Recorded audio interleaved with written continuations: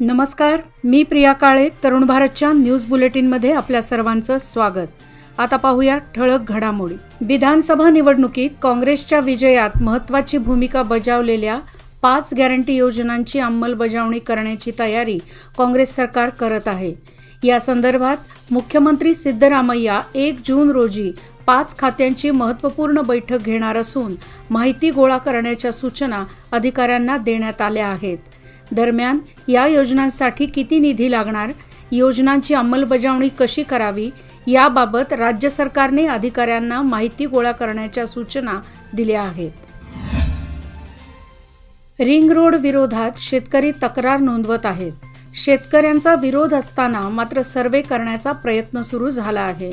त्यामुळे तीव्र संताप व्यक्त होत असून सोमवारी वाघवडे गावच्या 25हून अधिक शेतकऱ्यांनी रिंग रोडला 1 इंचही जमीन देणार नाही अशी तक्रार मांडली आहे. तालुक्यातील 32 गावातील शेतकऱ्यांनी तक्रारी देण्यास सुरुवात केली आहे.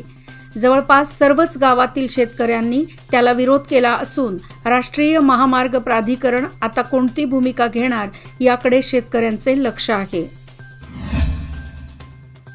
कर्ज घेतलेल्या मुलाने कर्ज भरले नाही म्हणून जामीन राहिलेल्या आईच्या धनादेशाचा वापर करून जामीनदाराला आरोपी ठरवण्याचा प्रयत्न सोसायटीने केला होता.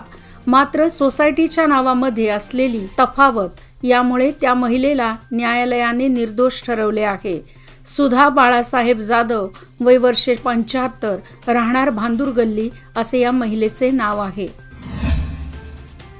बांधकाम व इतर कामगारांच्या मुलांना शिष्यवृत्ती, पेंटिंग, सेंटरिंग कामगारांना किट दिले जातात. ते किट तसेच शिष्यवृत्ती वेळेत दिली जात नाही. गेल्या 2 वर्षापासून हा त्रास सर्वच कामगारांना होत आहे.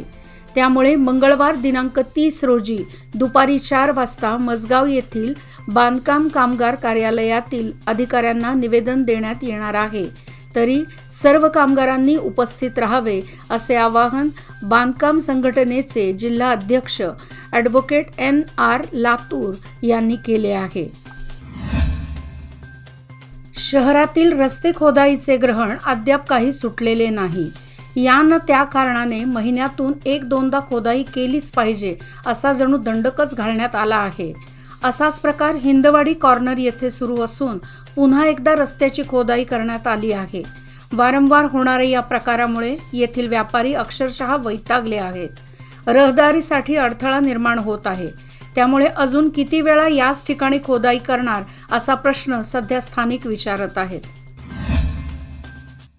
शहरातील गटारींच्या स्वच्छतेकडे दुर्लक्ष झाल्याने परिस्थिती गंभीर बनली असून वळिवाच्या पावसामुळे गटारी तुंबून दुर्गंधीयुक्त पाणी रस्त्यावर येत आहे. तर काही ठिकाणी गटारीतून पाण्याचा निचरा होत नसल्याने घाण पाणी घरात शिरत आहे.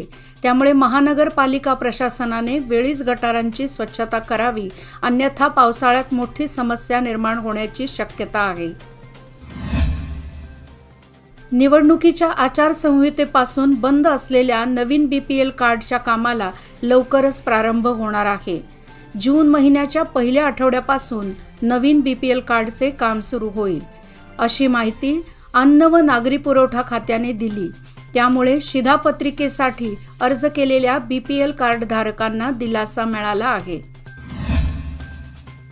यंदा शैक्षणिक वर्षापासून विद्यार्थ्यांची गैरसोय टाळण्यासाठी ग्रामवन आणि कर्नाटक वन मध्येही बस पास उपलब्ध करून दिला जाणार आहे.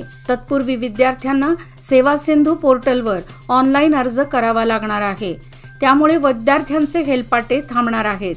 विशेषतः ग्रामीण भागातील विद्यार्थ्यांना गावातीलच ग्रामवनमध्ये बस पास उपलब्ध होणार आहे. नार्वेकर गल्ली येथील श्री ज्योतिर्लिंग देवस्थानच्या वतीने आज ज्योतिबा देवाला लघुरुद्राभिषेक करण्यात आला. महेश नवमी निमित्त आज ज्योतिबा देवाला लघुरुद्राभिषेक घालून देवाची विधिवत पूजा करण्यात आली.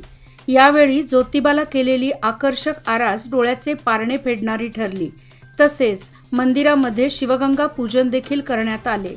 या प्रसंगीचे पौराहित्य पुजारी ज्ञानेश्वर अष्टेकर यांनी केले.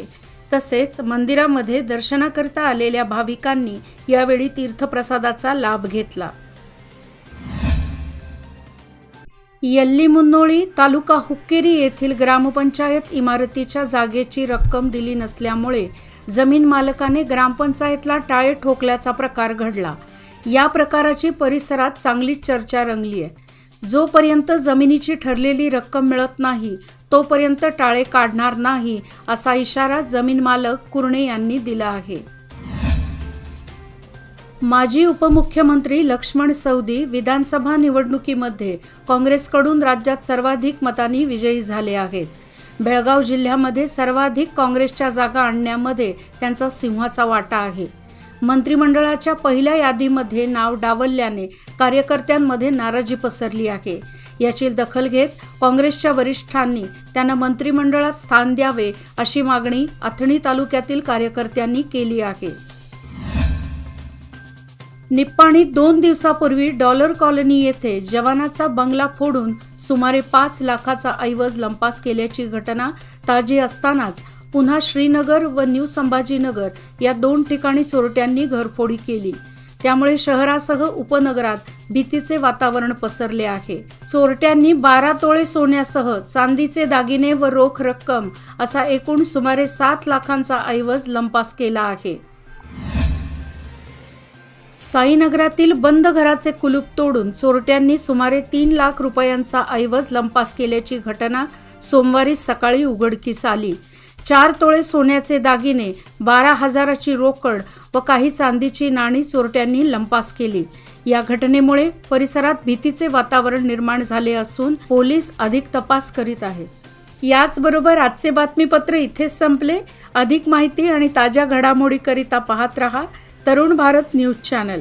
तसेच आमच्या चॅनलला लाईक, शेअर आणि सबस्क्राईब करायला विसरू नका।